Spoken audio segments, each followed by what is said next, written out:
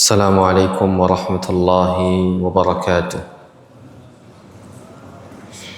إن الحمد لله نحمده ونستعينه ونستغفره ونعوذ بالله من شرور أنفسنا ومن سيئات أعمالنا.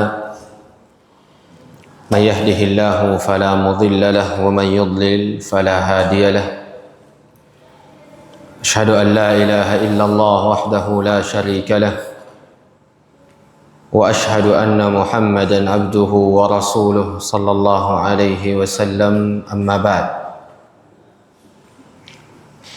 Para jamaah sekalian, sidang jamaah maghrib yang sama-sama dirahmati oleh Allah Subhanahu wa taala. Kembali kita bersyukur kepada Allah Subhanahu wa taala, memuji Allah Subhanahu wa taala.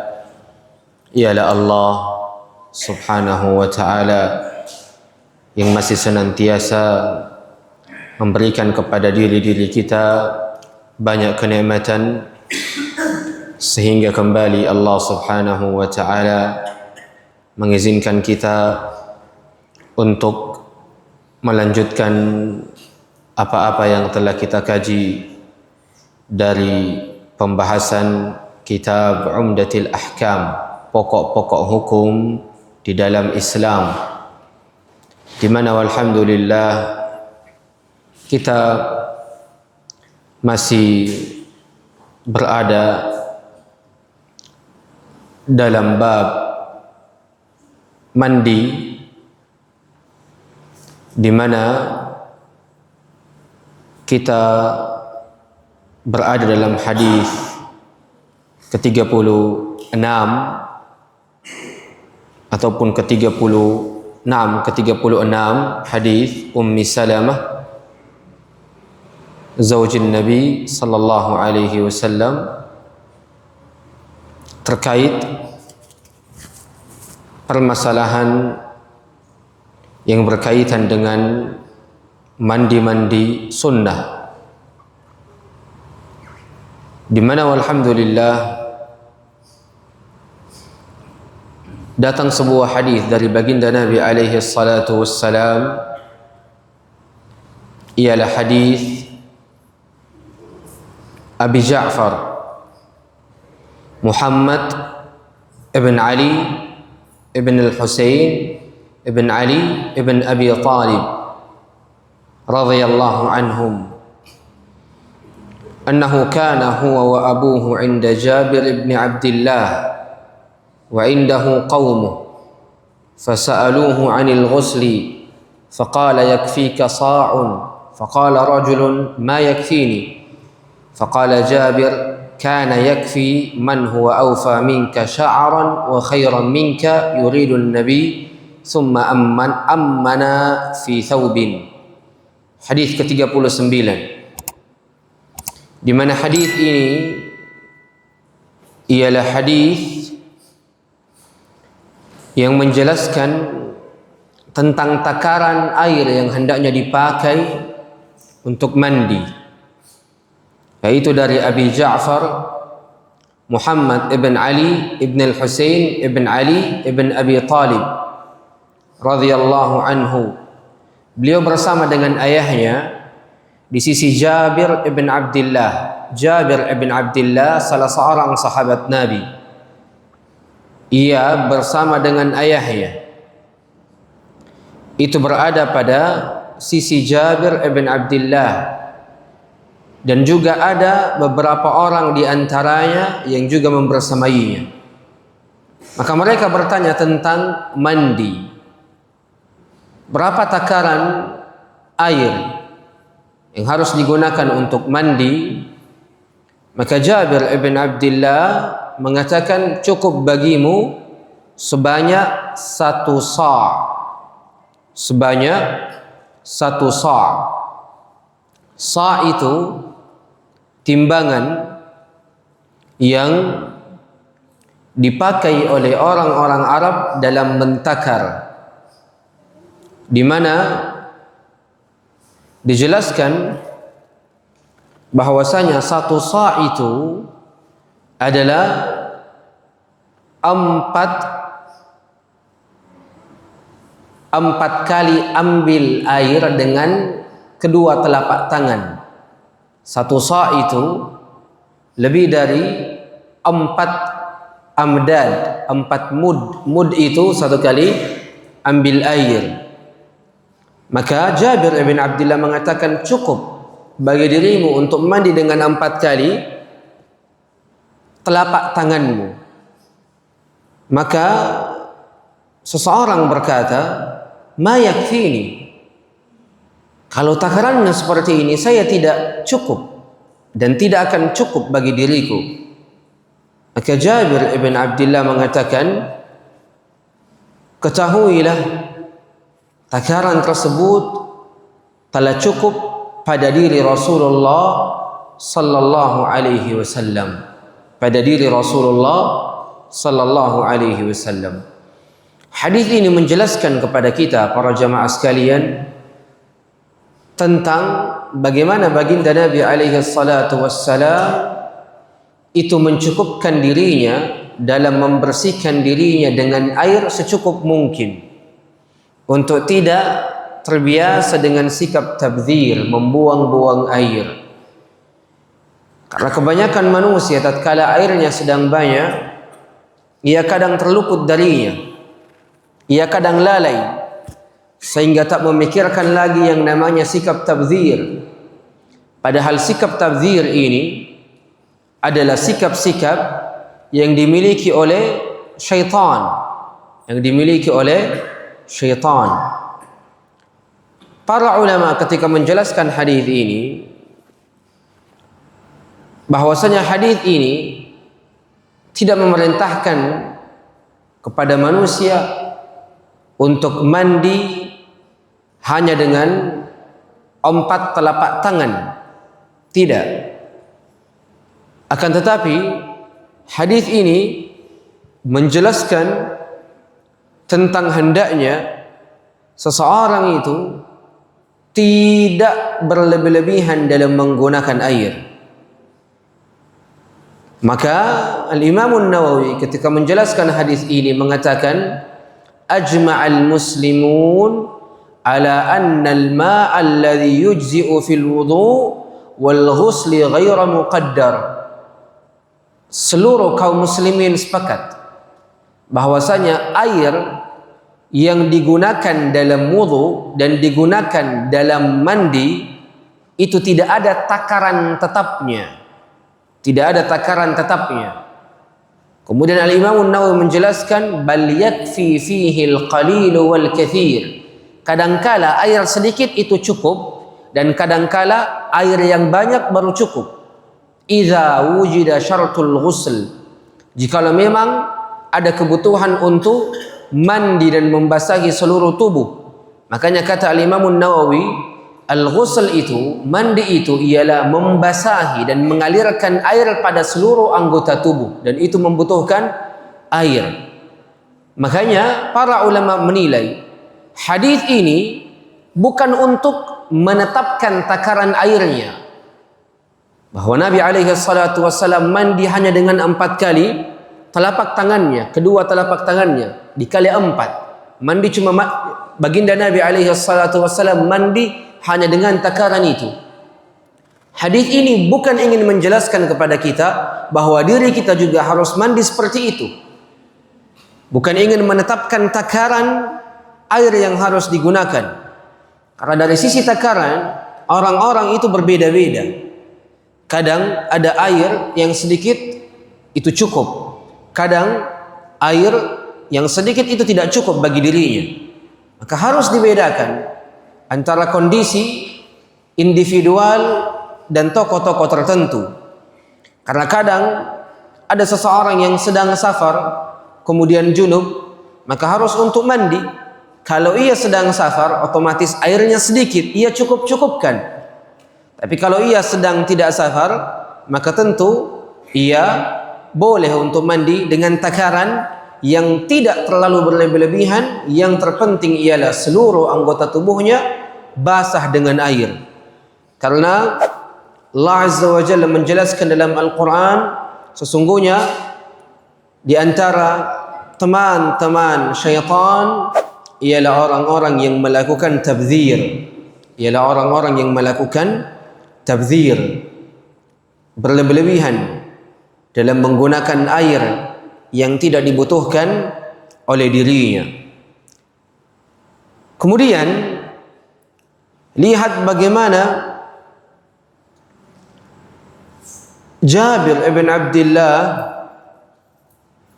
menjelaskan kepada Al-Hasan ibn Muhammad radhiyallahu anhum tentang cara mandi Nabi alaihi salatu wassalam, bahwasanya 4 kali 2 telapak tangan Nabi itu telah cukup bagi Nabi untuk mandi dari junubnya, telah cukup. Makanya ketika Jabir ditanya berapa takaran air yang harus digunakan untuk mandi, Jabir mengatakan 1 sa'. 1 sa' itu 4 kali 2 telapak tangan, 4 kalinya. Maka Al-Hasan ibn Muhammad mengatakan ini tidak cukup bagi diri saya. Maka Jabir ibn Abdullah mengingkarinya dengan mengatakan, bagaimana mungkin 4 kali 2 telapak tanganmu tidak cukup bagi engkau untuk mandi, sedangkan Rasulullah sallallahu alaihi wasallam itu cukup. Maka para ulama menilai bahwasanya hadis ini adalah larangan yang sangat keras, larangan yang sangat tegas untuk tidak berlebih-lebihan dalam menggunakan air, bahkan ketika dirimu sedang berada di pantai ataupun di lautan. Bahkan ketika dirimu sedang berada di tepi pantai, di mana kita dapati kadangkala ketika seseorang telah berenang di lautan lepas, maka ada kamar mandi yang dipersiapkan oleh para orang-orang yang tinggal di tepi pantai untuk membersihkan diri. Para ulama menegaskan bahkan ketika engkau di situ, terlarang bagi diri untuk membuang-buang air dan berlebih-lebihan dalam menggunakan air yang tidak ia butuhkan sama sekali. Maka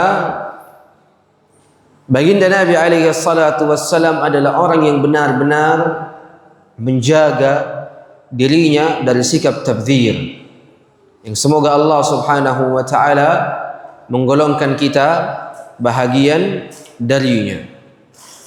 Kemudian kita berpindah ke bab selanjutnya, yaitu bab tayammum. Setelah kita selesai dari bab mandi junub, dan kita juga telah menjelaskan mandi-mandi yang sifatnya sunnah, seperti mandi untuk salat Jumat, kemudian mandi untuk mandi bagi orang-orang yang telah memandikan jenazah, dan juga kebolehan untuk mandi setelah melakukan bekam. Maka kita berpindah kepada bab tayammum. Tayammum artinya dari sisi bahasa Arab ialah qasada. Maka tayammum dari sisi bahasa Arab artinya memaksudkan sesuatu, memaksudkan sesuatu. Adapun di dalam syariat, tayammum itu artinya ialah memaksudkan debu yang baik untuk membasuh wajah dan kedua tangannya dengan syarat-syarat tertentu dan dengan cara-cara tertentu. Ini makna dari sisi syariat kita tentang tayammum. Apakah tayammum itu adalah sesuatu yang disyariatkan? Tayammum adalah sesuatu yang disyariatkan berdasarkan ijma' dari kaum muslimin, di mana tayammum ini datang dalilnya dari Al-Quran, datang dalilnya dari sunnah, dan datang dalilnya dari kesepakatan kaum muslimin, kesepakatan para ulama.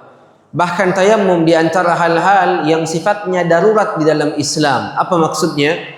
Yani siapa yang mengingkari bolehnya tayammum, maka dihukumi sebagai orang kafir. Sama seperti orang yang mengingkari wajibnya salat. Karena ini bahagian dari hal-hal yang dimaklumi secara darurat. Yani tidak boleh ada kejahilan lagi di dalamnya. Karena saking tersebarnya hal ini. Seperti salat, hukumnya wajib. Seperti zina, hukumnya haram. Maka siapa yang mengatakan zina ini halal, maka ia sedang mengingkari kesepakatan dari sisi hal-hal yang telah dimaklumi secara meluas di dalam syariat Islam. Dan konsekuensi dari orang-orang yang mengingkari sesuatu yang telah diketahui secara meluas di kalangan umat Islam, konsekuensinya ialah dihukumi dengan kekufuran, bukan lagi dihukumi dengan kesesatan, tapi dihukumi dengan kekufuran. Masuk di dalamnya tayammum.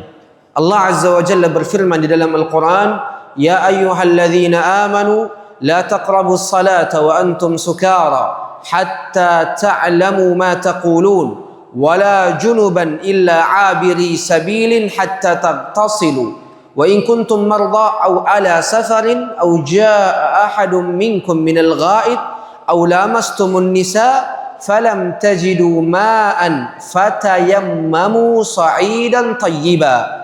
Ini dalilnya. Fatayammamu sa'idan tayyiba. Allah Subhanahu wa ta'ala berfirman di dalam Al-Quran surah An-Nisa.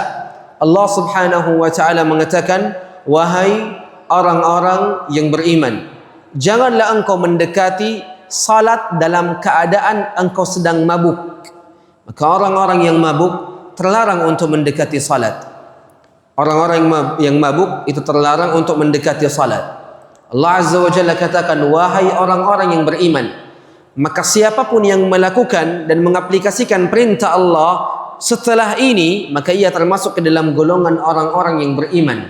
Karena Allah panggil wahai orang-orang yang beriman, menunjukkan orang-orang yang melakukan perkara-perkara setelah ini, ia adalah orang yang beriman. Kata Allah, wahai orang-orang yang beriman, janganlah engkau mendekati salat dalam keadaan mabuk sampai engkau benar-benar mengetahui, memahami apa-apa yang engkau ucapkan. Orang mabuk, kalau mabuk, tidak tahu lagi apa yang telah ia ucapkan, apa yang telah ia keluarkan dari lisannya. Bahkan tidak tahu lagi apa yang telah ia kerjakan. Maka Allah melarang orang-orang yang mabuk untuk mendekati salat sampai dirinya benar-benar mengetahui apa yang ia ucapkan. Ini ciri-ciri orang yang beriman pertama. Yang kedua, jangan engkau mendekati salat ketika engkau sedang dalam kondisi junub. Sedang dalam kondisi junub sampai kalian mandi. Sampai kalian mandi. Dan jikalau kalian sakit, kata Allah, atau sedang dalam safar, atau salah seorang di antara kalian menginginkan toilet, kamar mandi, entah buang air kecil ataupun buang air besar, atau menyentuh wanita, dan menyentuh wanita di sini maksudnya ialah dengan syahwat. Adapun menyentuh wanita tanpa syahwat, maka itu tidak membatalkan wudu. Maka itu tidak membatalkan wudu. Yang membatalkan wudu ialah menyentuh wanita dengan syahwat. Apatah lagi jika memang sampai keluar air madhinya, karena syahwat memuncak, maka keluar air madhinya. Maka ini tentunya membatalkan wudunya seperti yang kita jelaskan pada pertemuan-pertemuan sebelumnya. Falam tajidu ma'a, kemudian engkau tidak mendapati air, kata Allah, fatayammamu sa'idan tayyiba, maka bertayammumlah dengan debu yang baik. Dengan debu yang baik.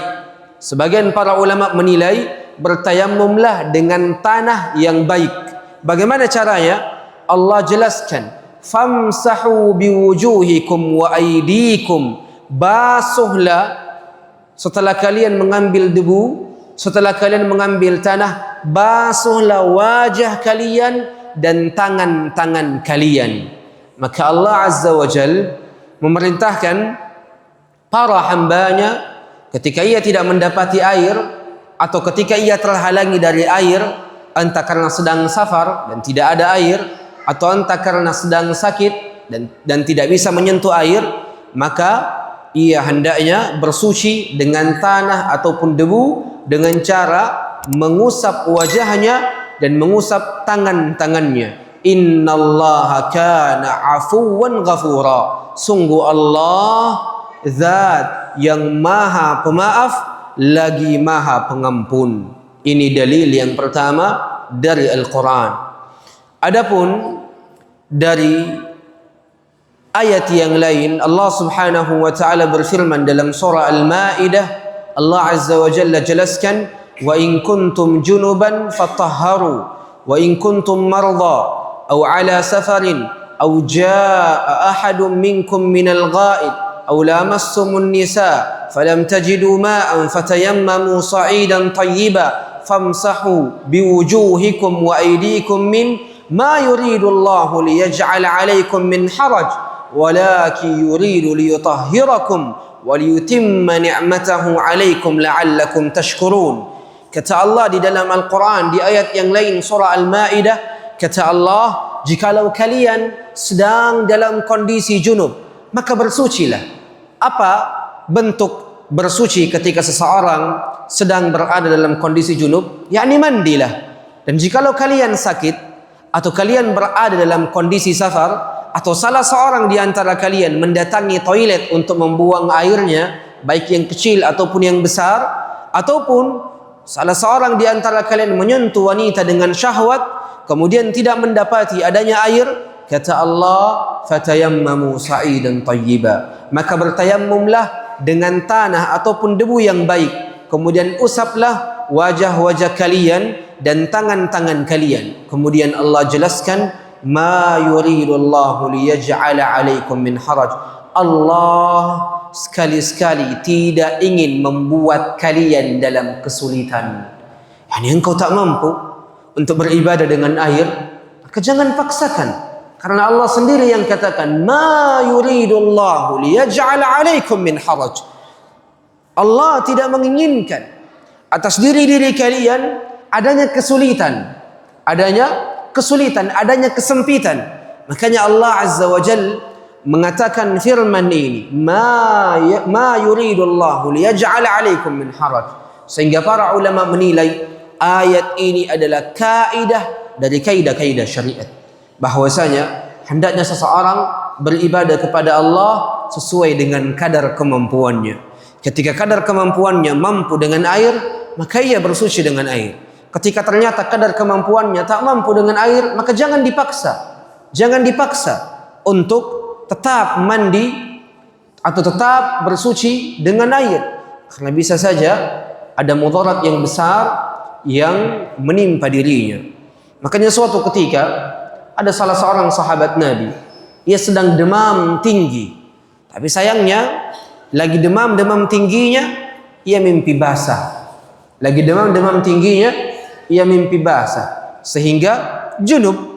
Maka ia pun bertanya kepada para sahabat yang lain, wahai saudaraku, apakah engkau melihat adanya rukhsah, apakah engkau melihat adanya keringanan pada diriku untuk bersuci dengan tanah? Maka orang ini, salah seorang sahabat yang lain mengatakan, la, tidak, kami tidak melihat pada dirimu ada keringanan, engkau wajib tetap mandi junub. Maka orang ini setelah mendapat jawaban dari para sahabat yang lain pun juga melaksanakan ucapannya. Kemudian apa yang ia lakukan? Dalam keadaan demam, ia mandi sehingga dirinya terjatuh dan langsung meninggal. Maka kabar ini sampai kepada Rasulullah sallallahu alaihi wasallam. Kemudian setelah Rasulullah dikabarkan, apa kata Rasulullah? Rasulullah alaihi salatu wassalam sangat geram dan sangat marah.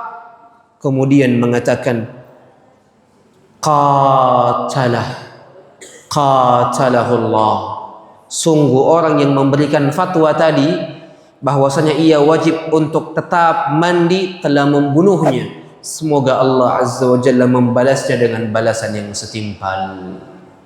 Kemudian kata Nabi alaihi salatu wassalam, bukankah telah aku kabarkan kepadamu bahwasanya obat daripada kejahilan adalah bertanya, yakni bertanya kepada apa? Bertanya kepada para ahlinya. Makanya Allah turunkan ayat, fas'alu ahla dzikri in kuntum la ta'lamun. Bertanyalah kepada orang-orang yang paham, orang-orang yang mengilmui, orang-orang yang benar-benar mengetahui dalilnya, detail-detailnya, rukun-rukunnya, hukumnya tentang perkara-perkara yang sedang engkau jahil terhadapnya. Jangan tanya kepada sembarang orang, jangan tanya kepada setiap orang, tanyakan kepada ahlinya agar engkau benar-benar mampu beribadah dengan sebaik-baik mungkin. Ini yang mesti untuk kita pahami, para jamaah sekalian rahimani wa rahimakumullah. Tayammum ini adalah kekhususan yang dimiliki oleh umat ini, dan ini diantara kenikmatan Allah atas umat ini. Tayammum tidak ada pada umat terdahulu.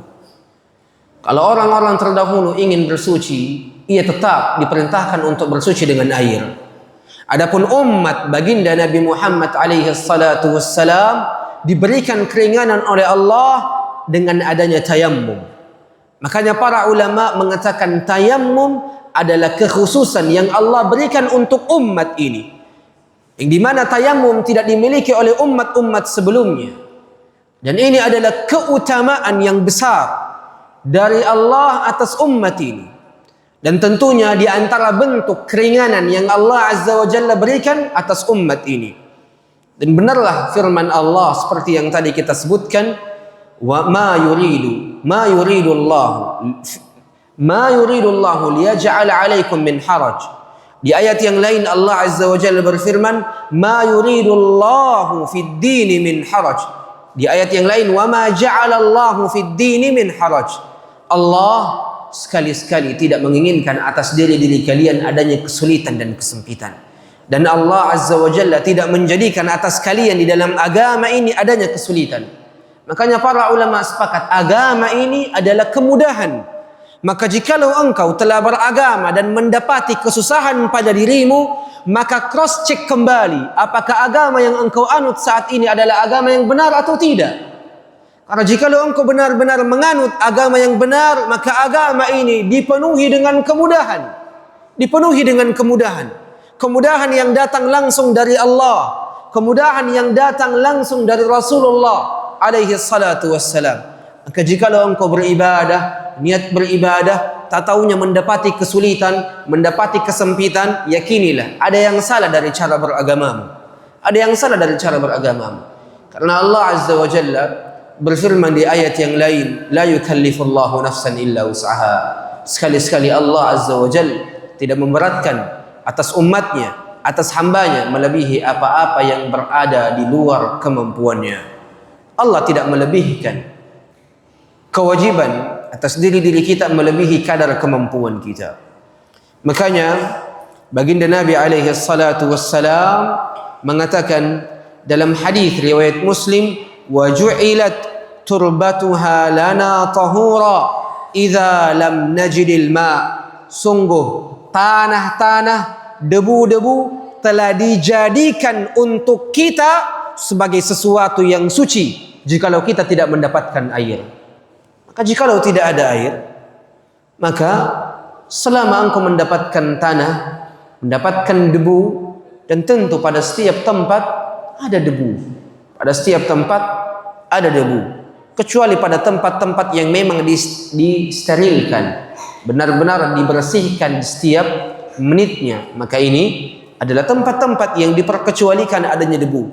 Tapi jikalau masjid kita, temboknya ada debu, lantainya ada debu, di luar masjid lagi, outdoornya, dinding outdoornya, ini ada debu. Maka jikalau orang-orang tidak sempat bertayamum di rumahnya, kemudian datang ke masjid, maka hendaknya ia bertayamum di dinding-dinding masjid untuk ia jadikan sebagai pengganti dari air, disebabkan karena tidak mempunyai ia bersuci dengan air atau terhalanginya ia dari bersuci dengan air. Maka ini di antara hal-hal yang penting untuk kita perhatikan para jamaah sekalian rahimani wa rahimakumullah. Kapan tayamum ini disyariatkan? Tayamum ini disyariatkan di tahun ke-6 Hijriyah. Tayamum ini disyariatkan di tahun ke-6 Hijriyah. Kemudian apa sebab? Apa sebab tayamum ini disyariatkan oleh Rasulullah sallallahu alaihi wasallam? Ada banyak sebabnya yang mungkin kita akan jelaskan di pertemuan-pertemuan yang lain. Kemudian masuk pada pembahasan selanjutnya. Keadaan-keadaan apa saja yang membolehkan diri-diri kita untuk bertayamum. Karena tayamum ini opsi kedua. Tayamum ini solusi ketika tidak ada air. Opsi kedua, tidak boleh dijadikan opsi pertama. Ingat ini.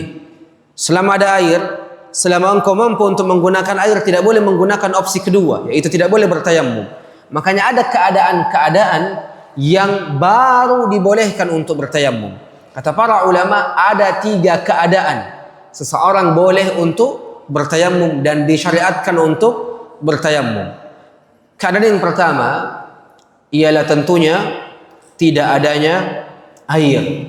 Keadaan yang pertama tentunya ialah tidak adanya air. Bahkan para ulama sepakat bahwasanya ketika air itu sedang tidak ada, maka diwajibkan bagi seseorang untuk bertayamum dengan debu ataupun tanah, dan tidak ada yang berselisih pendapat di dalam permasalahan ini berdasarkan firman Allah, falam tajidu ma'an fatayammamu. Kalau kalian tidak mendapatkan air, apa itu fa? Segeralah. Kalimat fa ini kalimat yang menunjukkan bersegera. Fatayammamu, maka bersegeralah untuk bertayamum. Maka cuma ada 2 opsi, entah air. Kalau tidak ada air, maka langsung bersegera menuju kepada tayammum, debu. Maka ini kondisi yang pertama. Sebahagian orang beranggapan kalau tidak ada air Ustaz, tapi ada sirup, boleh bagi kita untuk berwudu dengan sirup ataupun teh ataupun air-air yang berwarna dan selainnya, berasa dan selainnya. Apakah boleh? Tentunya tidak diperbolehkan. Karena sekali lagi kita jelaskan, air yang boleh digunakan untuk bersuci ialah air yang masih memiliki unsur-unsur air. Apa unsur-unsur air? Warnanya adalah warna bening, kemudian rasanya adalah rasa air, kemudian baunya adalah bau air. Adapun sirup, warnanya telah berubah sehingga tidak boleh lagi bersuci dengannya. Begitupun dengan teh, rasanya telah berubah sehingga bukan lagi disebut sebagai air, tapi berganti menuju teh, maka tidak diperbolehkan. Seandainya ada pengganti air, maka Allah pasti akan jelaskan. Tapi lihat bagaimana Allah katakan di dalam Al-Quran, kalau engkau tidak mendapatkan air, maka bersegeralah untuk bertayamum. Ini keadaan yang pertama. Kemudian suatu ketika Imran ibn Husain dan Ammar radhiyallahu anhuma mengatakan, ajnabtu, aku sedang junub. Ini bukan lagi berwudu, aku sedang junub. Falam ajidil ma, dan aku tidak mendapatkan air. Maka baginda Nabi alaihi salatu wassalam bersabda kepada Imran ibn Husain, alaika bis-sa'id, hendaknya engkau berwudu, bersuci dengan tanah ataupun debu. Fa innahu yakfi, karena tanah ataupun debu itu cukup bagi dirimu. Ini sedang junub. Maka bukan hanya wudu yang digantikan oleh tayamum, junub pun boleh digantikan oleh tayamum. Ini anggaplah semalam engkau sedang junub, mungkin karena berhubungan badan dengan pasangan sehingga berada dalam kondisi junub. Tapi setelah berhubungan badan, ada kemalasan dalam diri untuk langsung mandi, sehingga engkau menundanya, sehingga engkau mengakhirkannya. Cukup berwudu saja kemudian tidur dengan mengatakan, insyaallah sebelum subuh saya akan mandi junub. Tak tahunya pas bangun subuh demam datang. Tak tahunya pas bangun subuh badannya menggigil sehingga tidak bisa mandi. Apakah ia tidak salat subuh hanya karena ia sedang berada dalam kondisi junub? Jangan. Kalau ia sudah niatkan dari semalam untuk mandi di subuh hari dan Allah takdirkan dirinya menggigil dan dirinya tak mampu untuk mandi, maka ambil opsi kedua, yaitu bertayamum sebagai pengganti dari junubnya. Maka bertayamum. Setelah engkau bertayamum, maka salat subuh berjamaah. Setelah salat subuh berjamaah, engkau sudah tidak lagi menggigil, maka bersegera untuk mandi junub. Kan begitu. Karena sebahagian orang karena sedang junub dan menggigil dan sedang tidak mampu untuk mandi, ia mengakhirkan salat subuhnya sampai matahari terbit. Sedangkan kita ketahui akhir dari salat subuh sampai matahari terbit. Adapun orang-orang yang mengakhirkan salat subuhnya sampai terlewat waktunya, maka tidak boleh lagi ada yang namanya mengganti salat subuh. Karena orang-orang yang terlewat salat wajibnya karena kesengajaan, maka tidak ada qadha, tidak boleh lagi mengqadha salatnya, tidak boleh lagi mengganti salatnya. Ia telah berdosa. Maka tayamum, kemudian salat subuhlah secara berjamaah. Adapun kondisi yang kedua dari kondisi-kondisi yang membolehkan seseorang untuk bertayamum ialah tidak mampunya dirinya menggunakan air. Entah sakit, entah kedinginan, entah hal-hal yang lain seperti apa, sakit, seperti menggigil, ataupun hal-hal yang lain. Kemudian hal yang ketiga yang dibolehkan seseorang untuk berwudu. Hal yang ketiga yang membolehkan seseorang untuk bertayamum ialah ketika dirinya takut waktu ibadah hampir usai. Contoh, azan maghrib jam 6, ia belum salat, sedangkan waktu ini sudah jam 5.56, 4 menit lagi masuk waktu salat maghrib, dan dia belum salat asar. Kalau ia pergi berwudu lagi, masuk waktu sehingga terlewat. Para ulama menilai boleh bertayamum bagi orang-orang yang kondisinya seperti ini. Walaupun ada air, Ustaz, walaupun ada air. Kenapa? Karena jikalau ia pergi berwudu, kemudian ia selepas wudu baru salat, terlewat waktunya.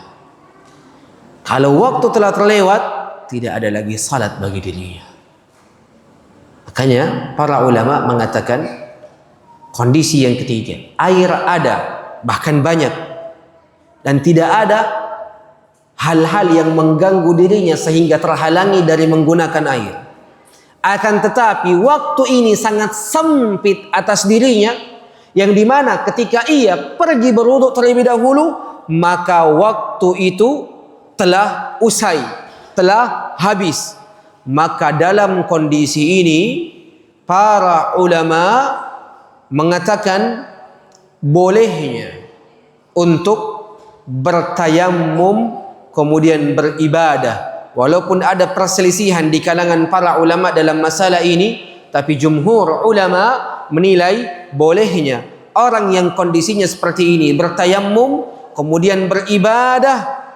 Baru setelah itu ketika ia hendak beribadah yang lain baru berwudu. Maka ini pendapat dari pendapat para ulama. Walaupun sebahagian dari para ulama menilai tidak bolehnya, wajib untuk tetap berwudu, karena menjaga wudu lebih diutamakan daripada menjaga waktu. Tapi sebahagian yang lain menilai menjaga waktu lebih diutamakan daripada menjaga wudu. Kalau tidak bisa berwudu, maka bertayamum. Ini di antara hal-hal yang kita jelaskan pada pertemuan hari ini. InsyaAllah pertemuan yang akan datang kita akan masuk ke dalam hadis-hadis Nabi alaihi salatu wassalam yang menjelaskan tentang disyariatkannya yang namanya tayammum. Insyaallah tabaraka wa taala. Semoga yang sedikit ini berkah untuk semuanya, bermanfaat untuk semuanya, untuk kita lanjutkan pembahasan tayammum kita pada pertemuan-pertemuan yang akan datang, di mana setelah bab tayammum insyaallah tabaraka wa taala kita masuk ke dalam bab dari bab-bab yang lain yang mungkin bab itu adalah bab dari muqaddimah salat, atau mungkin kita beralih kepada bab haid untuk lebih mengetahui. Sebagai selaku seorang suami wajib mengetahui apakah darah yang keluar dari wanita kita ini haid ataukah istihadah ataukah apa.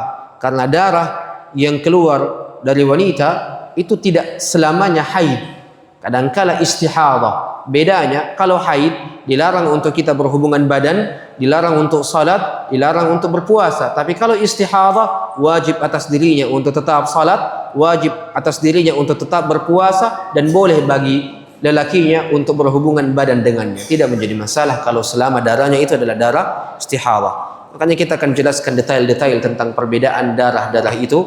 Semoga Allah Subhanahu wa taala memberikan taufik pada semuanya. Kita tutup dengan doa kafaratul majlis. Subhanakallahumma wa bihamdik, asyhadu an la ilaha illa ant, astaghfiruka wa atubu ilaik. Assalamu alaikum warahmatullahi wabarakatuh.